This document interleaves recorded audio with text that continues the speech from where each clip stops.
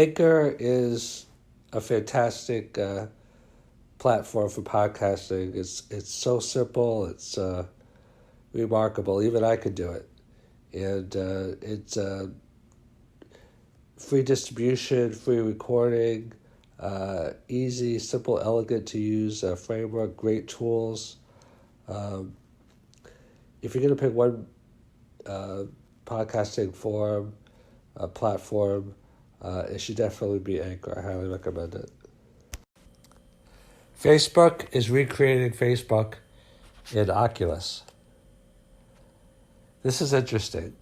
So Facebook has made a number of recent announcements that a lot of them seem to tie together. Facebook is already a leader in virtual reality, and virtual reality is improving by leaps and bounds. Like the smartphone, and a lot of people, have already talked about how smartphone sales are decreasing. Virtual reality, Oculus, is still small, but the technology is growing by leaps and bounds. And Facebook says that the Oculus, they're selling them as fast as they can make them. So Facebook announced recently a number of different initiatives. One is that they are making Oculus more social. So you'll be able to, and a lot of these initiatives are basically an attempt by Facebook, apparently, to recreate Facebook within Oculus. So it'll be like a VR Facebook. So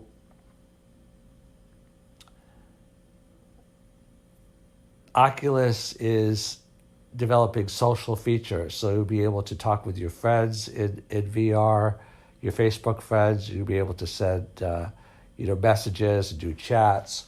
So eventually VR is just going to be like another Facebook. It's going to be a Facebook in virtual reality. Quite a few other things. So Facebook also announced that their Facebook Quest is going to be running PC VR games. So that's going to help lead to mass adoption, because as games become popular on PCs for VR, to be able to translate those onto Facebook will be amazing. Because you remember, like, Facebook started really big in gaming, like when they had Farmville and the other products. A lot of gaming companies actually built their platforms on Facebook, their gaming systems on Facebook.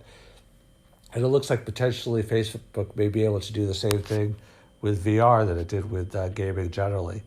So Facebook also announced Facebook Horizon, which is going to be kind of like a virtual world, kind of like a Second Life, I believe, where you could explore different territories, have avatars, things like that. So Facebook Horizon is a big initiative. So they announced Facebook Horizon: explore, play, create, and connect with others in a vast, thriving virtual world where anything is possible. That's how Facebook describes it. Okay. Now, Facebook is also announcing that you'll be able to log in via your Facebook account to the Oculus platform. That's going to further link Facebook and Oculus together. You'll be able to chat with friends in Oculus, either in or outside of the headset, and you'll be able to post to Facebook in VR. That's crazy. You're in VR and you make Facebook posts. Okay, so Facebook is articulating a vision of a socially connected VR ecosystem. They've also announced that Oculus is going to have TV. So you're going to be able to watch your TV programs at Oculus as well. I think that's huge in itself. They've also announced Media Studio. So you'll be able to manage your... Media Studio is a VR media management tool with VR uploads and analytics. So basically, I don't know exactly what that is, but I think it's going to allow you to do... creative VR within Oculus. So perhaps it'll be like the YouTube of the future, where you actually have VR uploads. Okay. They also have a big push now, and Mark Zuckerberg demoed this himself, where it's moving beyond the hands. Just like Voice is replacing smartphones by typing, because voice is an easier medium than typing is.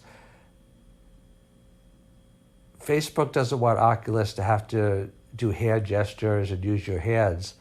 They are moving beyond that. And one of the things they're doing is they just recently bought a company called Control Labs, where you wear a wristband, and the wristband can actually mediate your thinking to help control motor behavior and action in the real world, and by extension to VR. So Facebook is working, like a lot of companies like Elon, Musk, and Neuralink, they're working on brain user interfaces. So this isn't something that actually is in the brain. This is just a wristband from Control Labs.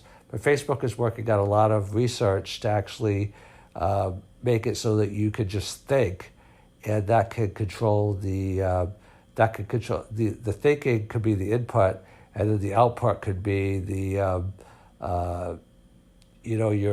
your activity on either Facebook or Oculus. So they're moving beyond typing to obviously voice is going to be big, but beyond voice, even just thinking. And Facebook is one of the world leaders thought-based research as an input leading to outputs. Facebook also announced reconstruction technology, which is very big. So basically,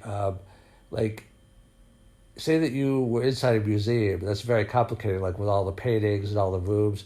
That exact environment could be reconstructed in virtual reality. So that makes virtual reality much more exciting, because it's like an exact replica of the real world. So VR reconstruction is really advanced and is a big thing also. And then another thing that is the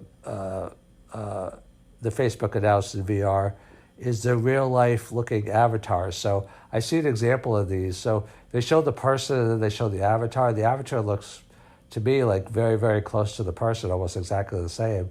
So in VR, so Facebook also has some hardware, some smart home capabilities. So the smart home is going to be like a distribution center for VR. So people are going to be able to do VR through all the Facebook hardware that is becoming more popular now. And that's going to be a distribution center for Facebook actually to recreate themselves as a VR potentially company.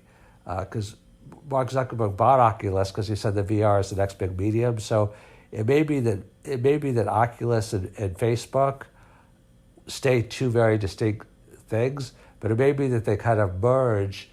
They may be somewhat similar and somewhat distinct, but it may be that Facebook and Oculus either eventually become one thing or have a lot more overlap than people expect.